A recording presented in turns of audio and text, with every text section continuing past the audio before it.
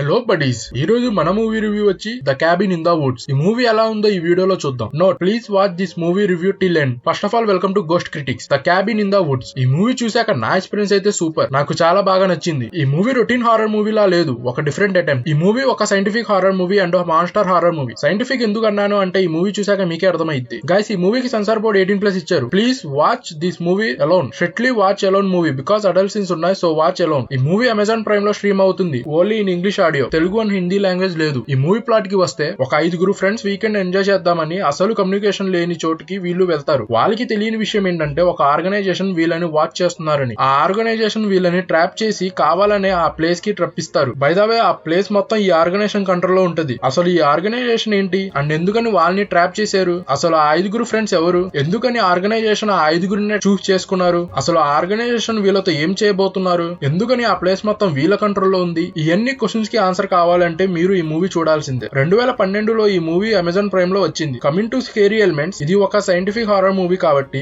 అంత స్కేరీ ఉండదు, ఒక్క 30-40% అంతే. బట్ వైలెన్స్ ఉంది. ఈ మూవీ IMDb రేటింగ్ వచ్చి 7 అండ్ నా రేటింగ్ 3.5 హాలోస్. ఈ మూవీ చూసాక మీకు ఎలా అనిపించిందో కింద కామెంట్ చేయండి. ఈ ఛానల్ ని సబ్స్క్రైబ్ చేయండి, లైక్ చేయండి. ప్లీజ్ ఈ ఛానల్ ని సపోర్ట్ చేయండి. That's it guys, thank you for watching this video.